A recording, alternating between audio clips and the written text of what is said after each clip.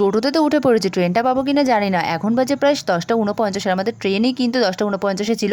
আর গিয়ে দেখি যে ট্রেনটা আধ ঘন্টা লেট আর কি। কপালটা খুবই ভালো যে ট্রেনটা পেয়ে গেছিলাম। আর গেছিলাম আমরা প্রিন্সেপ ঘাটে ঘুরতে। অনেক দিন পরে, মানে প্রায় 2 বছর পরে কিন্তু আমরা বেরোলাম। আর আমাদের বিয়ের পরে কিন্তু এই প্রথম কিন্তু মানে প্রিন্সেপ ঘাটে আসা আর কি। আর বিয়ের আগে 2 বার 3 বার এসেছিলাম। আর বোনরা বললো যে ওরা নাকি একবারও আসেনি। তাই জিজ্ঞেস করছিলাম রিলেশন থাকাকালীন কি কোথাও ঘুরিসনি? বলছে না, কোথাও ঘুরিনি। তো বললাম চল এখনই ঘুরে নি বিয়ের পরে। তো যাই হোক, তারপরে আমরা চলে গেছিলাম গঙ্গার পরে। কিছুক্ষণ ওখানে থাকার পরে ফটো রিলস টিলস করার পরে চলে এসেছি কিন্তু সোজা গঙ্গার পাড়ে বসতে। এখানে কিছুক্ষণ বসে যাব ইডেন গার্ডেন পার্কে।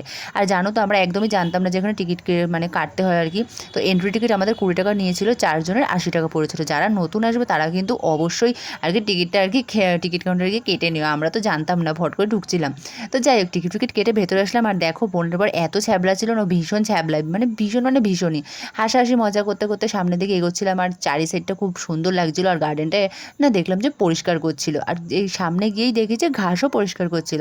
তো ভেতরটা কিন্তু মানে পরিষ্কার থাকার জন্য না ভীষণ ভালো লাগছিল দেখতে। আর আমার তো ভিউটা দারুণ লাগছিল। সামনে যে হেঁটে হেঁটে আর কি যাচ্ছিলাম, যেতে যেতে দেখি যে এখানে ঘাস পরিষ্কার করছে ঘাসের মেশিনটা দিয়ে। তাই দাঁড়িয়ে না অনেকক্ষণ দেখছিলাম কীভাবে আর কি তোলে। আর সামনে যেতেই দেখি না এই পুকুরটাতে অনেক মাছ। হ্যাঁ, বোনের বরই প্রথমে দেখেছিল, আমরা প্রথমে কেউ খেয়াল করিনি, আমরা সোজাই হাঁটছিলাম। তো ও বললো দেখ এখানে কত মাছ। হ্যাঁ সত্যি অনেক বড় বড় এখানে মাছ ছিল।